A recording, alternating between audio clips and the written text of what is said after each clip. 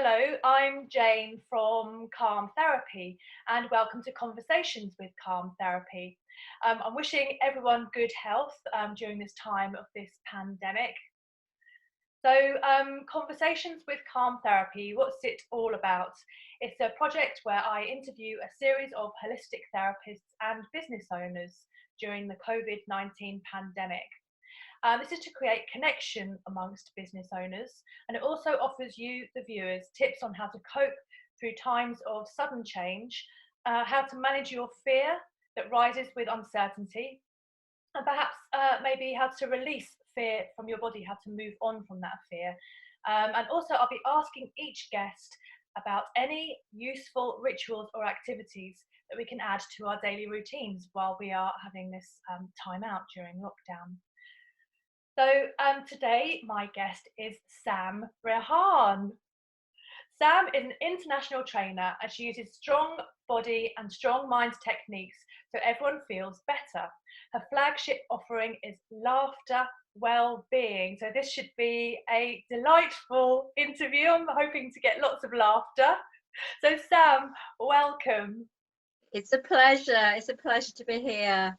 Can you just give us a little information about your background and the work you're doing now, please? Sure. So I'm Sam, born in the UK, and I did a science degree. So I did a degree in biotechnology, worked as a research scientist at a biotech company in Oxford, and then I ended up doing medical sales, technical sales, and then I had a great job where I went all around the world, more than 30 countries, and trained medical software. And then I had a fall, and therapy found me. I trained to become a cranial psychotherapist, love anatomy and physiology, EFT, cranial psychotherapy. I belong to a stress management organisation. So it's all about the body, strong mind, strong body, strong mind, and things that you can help you feel better quickly. And actually, the things I share, I do them myself. So I've spent about 25 years homing in on various techniques, and I've trained people, lots of groups of different people all around the world for nearly 30 years. I'm a bit older than I look. You're very glamorous and healthy. So. Thank you. And so these techniques must be working. You're doing a wonderful job, and it's great that you do use these techniques. So you know how they are actually helping people. So thank you for that. So the first question that I'm going to ask you is, we are going through times of unprecedented sudden change. How might we maintain a positive outlook and feel a feeling of connection whilst we're in this period of isolation and we're in lockdown now? Yeah, great question. And the word that jumps out for me is connection. And it may surprise a lot of us that alongside food, housing, air and everything, connection is a huge part of us. We're social animals, human beings, and connection. And the hormone that you may have heard of is oxytocin. So when I went to school a couple of weeks ago, and I talked to assemblies and things, and the way to remember that wonderful hormone that I'm going to talk about is ox, your big toe, I'm not going to get my big toe up, and sing. So think of ox, toe, your big toe, and sing. And that hormone that we release it when we give somebody a hug, or we get a hug, or we receive a phone call. And it's when we think of somebody who we feel safe with, whether it's a teacher, your partner, a family member, somebody you admire, or even a pet. So that oxytocin is so important. And some of us, that hormone may be low because we're in isolation. We may be on our own, missing our family and our loved ones. And can I share a quick exercise with you now, Jane? Yeah. And with our viewers, how we can increase. Yeah. So it's first step is put a hand on your heart. Okay. If that feels difficult, you can put a hand on your head, or you can hold your hand. So to feel comfortable with touch, so whether the heart, the head, or hands. Yeah. And then the second part is to imagine or think about the person or people that you feel safe with. So for me, it's my children. Yeah, I've got 3 cats, I've got 2 rabbits. And if you find hard to visualize them, just think about maybe their smile or a feature of them, or maybe what they're wearing. Bring that into view. You can close your eyes. The whole thing is contact, feeling safe. And then if you add a smile to that, if you can, and perhaps 30 seconds, or even a minute. Yes, I'm thinking about my children. Who are they thinking about that makes you feel safe?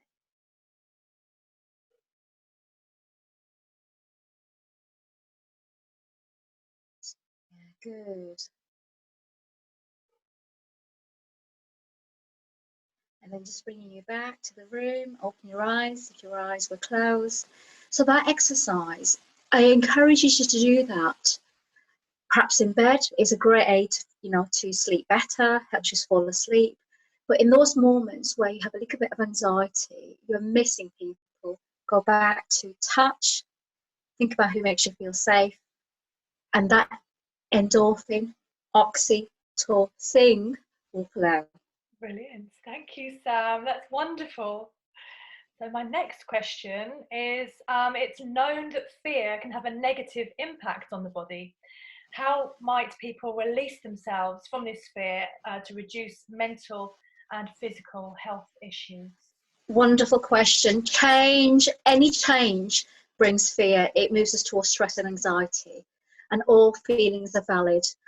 There are lots of techniques out there, but my number one technique that I use is the breath. Yeah. So 2 things to share really quickly. Last year I was in a car accident, I was fine. And then a month ago, so that brought fear up and anxiety and stress. And then alongside it, that one of the neighbours' roosters ran into my living room and got wedged behind the rabbit's hutch. And you might think, oh, 2 very different things. But in both situations, I had anxiety because the rooster got stuck, the rabbits were stressed, the children were asking for me. In both those situations, I went back to breath. Now, what I want to share with you is when we breathe in, naturally, the heart rate increases. We get a little bit stressed when we breathe in. It's the way the body works. It's to help the blood flow, the circulation. And when we breathe out, naturally, the heart rate slows down and we move to the relaxation response. So we can use that knowledge to move towards relaxation and reduce fear. So the way to do that is when you breathe in. So let me just show you. When you breathe in, and then when you breathe out, what you're going to do, just a little bit, you're going to encourage the breath out to be longer than the breath in. So I'm going to repeat that. You're going to encourage the breath out to be longer than the breath in, even if it's slightly. So let me show you.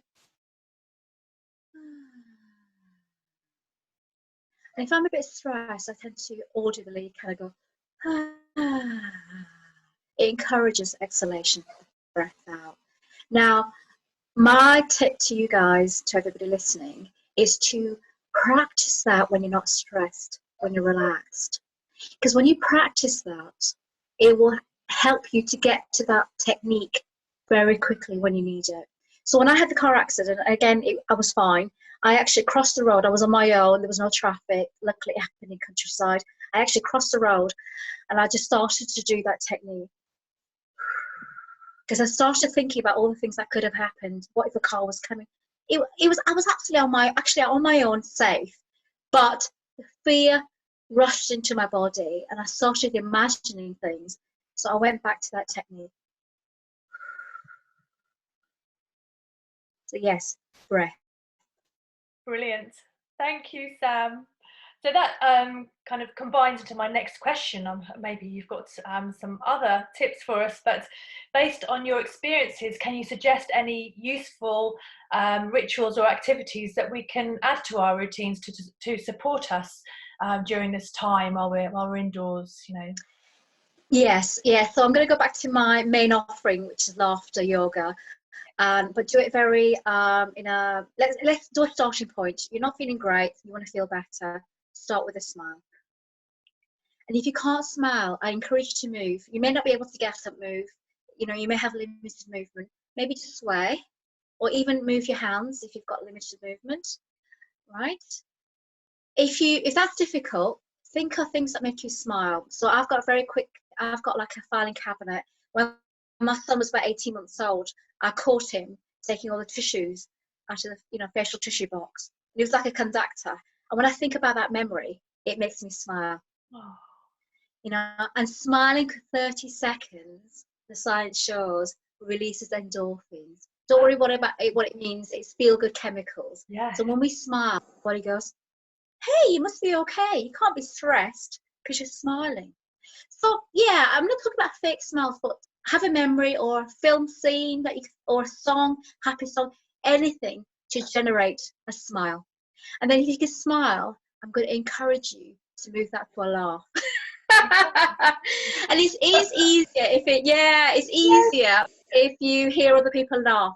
But watch comedy, you know, put on a favorite program, something you love to read. There's online yoga, there's funny things, there's lots of things around. But Google or check, how can I encourage my laughter? And I'm going to share my laugh with you now. And it's actually really laughter because I laugh at that. You know, and we're moving, the organs are moving. Yeah. So yeah, laughter. But start with a smile, and I say, you know what? Even I don't laugh all the time, you know, because you know I'm human. Yeah. And if I can't laugh, I smile, and if I can't laugh, I'll perhaps move around, and it'll help me to soften. Brilliant, Sam. That's wonderful. And it's you know, these tips, they're so simple. You know, it's what's part of us basically. It's our basic needs and our instincts, isn't it? Really, but these are the things that we need to rely on at this time. And if we do make these part of our daily practice, you know, when these stressful times do come up, and this is quite a biggie at the moment, then you know we can keep using those, and they help to change our reactions and help us cope better when these things happen. Yeah. Well said, Jane. Exactly. If we can do these now, we're going to have what I call resources. Yeah. So life's gonna move on. We're going to go back to the daily grind, but hopefully we're going to amend, adjust a little bit, and have resources. Yeah. So it's great that you're doing these interviews, Jane, because we can choose to think, I like that. Oh, that works better for me. Yeah. We're all different. Have a list of things you can grab and think, I remember Sam said this or Jane said this. You know, at this moment I can't do that, but I can do this. You know, and that's the things. And the things I've shared are free. Hopefully all of us can access. Yeah. I've worked with people with dementia who can't speak, but they can laugh or smile. Oh, yes. Wonderful. That's brilliant. Thank you so much, Sam. So how can we find out more about you? Do you have a website? How can people get in touch with you if they feel... Sure. So if you go on to www.samrehan.com, so Sam Rehan is REHAN for November.com, and email me at hello@samrehan.com. I've got a YouTube channel which I've actually just set up a week ago. Really, the techniques I shared today, I'm doing little mini videos. They're between 2 to 5 minutes to allow you to practice and learn new things. And most of them, I think nearly all of them, actually are without any equipment. And that's the Sam Rehan. The Sam Rehan. So yeah, and if you want to join online yoga, laughter yoga, during isolation, it's free. So I'm doing 30 minutes where you don't have to show yourself on screen, but you can join the community and participate in laughter yoga, and there's 0 yoga positions. So yeah, get in touch, and I'll be very happy to support you. Lovely. Well, thank you so much for your time, Sam. That's really wonderful, really helpful tips, and I'm really pleased you could be part of this project. It's a big pleasure. Thank you, Jane, for doing this. Lovely. Okay, thank you. Bye.